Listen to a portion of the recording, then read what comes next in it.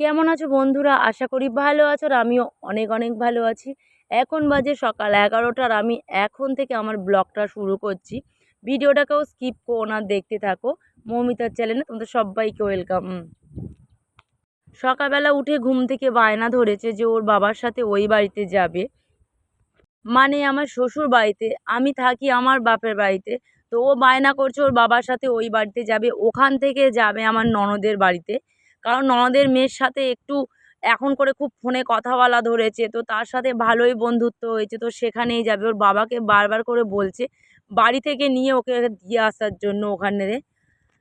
অনেক রাত ধরেই বায়না করেছে যে বাবা আমি তোমার সাথে যাব। আমি অনেক বকেছি, অনেক মেরেছি, তবু আমার কথা শোনেনি। তো ওর বাবা বলছে ছেড়ে দাও, ও যাবে যেখানে একটু ঘুরে আসুক, কয়েকদিন থেকে আসুক। আমি বারবার করে বলছি যে আমাদের এখানে কালী পুজো, ওকে নিয়ে যেতে হবে না। তো আমি রাগ করেছি বলে দেখো আমার সাথে কি করছে ও। আমি বলেছি যেতে হবে না, যেহেতু পাড়ার পুজো, মামাবাড়িতে পুজো, মানে আমার মামা বাড়িতে পুজো, থেকে যা। ও তো থাকবে না, চলে যাবে ওর বাবার সাথে। আর আমার একা একা যেতে কোথাও ভালো লাগে না, বাট আমি আর ও যেখানেই যাই বেশিরভাগটা আমি আর ও যাই একসাথে। তো ও চলে গেলে আমার একটা কেমন একটা মানে খারাপ লাগে, যেহেতু অনেকটাই ছোট, তো যেখানে যাই ওকে সাথে করে নিয়ে যাই। আর মামার বাড়িতেই পুজো, তো তার জন্য থাকতে বললাম, অনেক করে থাকলো না, ও চলে গেল। ওকে আগিয়ে দিয়ে আমি চলে আসলাম। আর এসে দেখো আমার ঘরের অবস্থাটা কেমন। যেখানে পেরেছে সব ছড়িয়ে ছিটিয়ে রেখে দিয়ে এইভাবে চলে গিয়েছে। বাট ওরা থাকলে আমার খুব একটা কাজ করে করে উঠতে পারি না, কারণ ওদের পিছনেই ঘুরতে ঘুরতে আমার সময়টা চলে যায়। আর এখন মেয়ে চলে গিয়েছে, আর এখন সমস্ত জিনিসগুলো আমি বসে বসে পরিষ্কার করব, ঘরদোর মুছবো, এইগুলো জামা কাপড়গুলো গোছাবো, তারপরে আলনার হাল নেই, আলনাটা গুছাবো। ওদিকে রান্নাবান্নাগুলো কমপ্লিট করে নিয়েছি, তারপরে ওরা খাওয়া দাওয়া করেছে, খাওয়া দাওয়া করেই বেরিয়েছে। মেয়ে বলছিল একে টানায় যাবে ননদের বাড়িতে, আর ওর বাবা বলছিল যে না এখন আমি বাড়ি যাব, বাড়ি থেকে তোকে বিকেলে বাইকে করে তোর পিসিমণির বাড়ি দিয়ে আসবো। তো মেয়ে কোনো কথা শুনছে না। আমি বললাম তোরা যা পারিস করগে যা, আমি বেকার, আমার কথা শুনবি না। চলে যেখানে যাবি তা তোর যেখানে ইচ্ছা সেখানে যায়। তোর বাবা যেহেতু দর দিচ্ছে, তোর বাবা বুঝবে যে ছেড়ে দাও, মেয়ে কোথাও যায় না, একটু গিয়ে ঘুরে আসুক, সবসময় বাড়ি ঘর দো। তা ও যদি ভালো বোঝে তোকে দিয়ে আসবে, আর ও যদি ভালো বোঝে তোকে বিকেলবেলা তোরা যাস কোনে। আমি অনেক রাত করেই শুয়েছি, তো তার জন্য সকালবেলা উঠতে অনেকটাই দেরি হয়ে গেছে, বাট কাজকর্ম করতেও দেরি হয়ে গিয়েছে। যদি সকাল সকাল উঠতাম তো অনেক তাড়াতাড়ি করে ফেলতাম, বাট আর কোনো ঝামেলা নেই, যেহেতু ওরা চলে গেছে। এখন আমি সময় ধরে ঘরদোরগুলো গুছিয়ে স্নান করে একেবারে একটু ঘুমিয়ে নেব, কারণ আমার আগের দিন রাত্রিবেলা ঘুম হয়নি, অনেকটাই রাত হয়ে গিয়েছে, 1:30 থেকে 2টো বেজে গিয়েছে ওদের সাথে চব্য করতে করতে। আর মেয়েকে তো আগে থেকে খাইয়ে দিয়েছিলাম, বিছানা করে দিয়েছিলাম, ওকে বলেছিলাম ঘুমিয়ে পড়তে।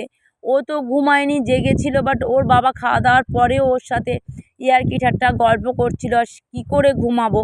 তখন রাত 2টো বেজে গিয়েছে, আর সকালবেলা উঠতে আমার 8টা থেকে প্রায় 9টার কাছাকাছি বেজে গিয়েছে। ওখানে উঠে আগে আমি বাসি কাজটা সেরে রান্না করে নিয়েছিলাম, কারণ ওরা খেয়ে বেরিয়ে গেলে তারপরে একেবারে ঘরদোর গুছিয়ে ঘরদোর মুছে টুছে তারপরে আমি একেবারে স্নান করে নেব, নিয়ে খেয়ে আর ঘুমিয়ে পড়বো। কারণ মাথা ধরেছে, ঠান্ডা মেঝেতে শুয়ে শুয়ে গা পিঠ গোটা ব্যথা, ওষুধ খেয়ে খেয়েও আমার হচ্ছে না, বাট ঘুমটাও হচ্ছে না। অনেক রাতে মাঝে মাঝে ঘুম ভেঙে যায়, আর একবার আমার ঘুম ভেঙে গেলে না হঠাৎ করে ঘুম আমার আসে না, উল্টো পাল্টা চিন্তা হয়। মেয়েটা চলে গেছে, মনটা আমার খুবই খারাপ লাগছে বাড়িতে এসে, যেহেতু সব সময় বাড়িতে থাকে আর ওর পিছনে বকতে বকতেই আমার সময়গুলো কেটে যায়।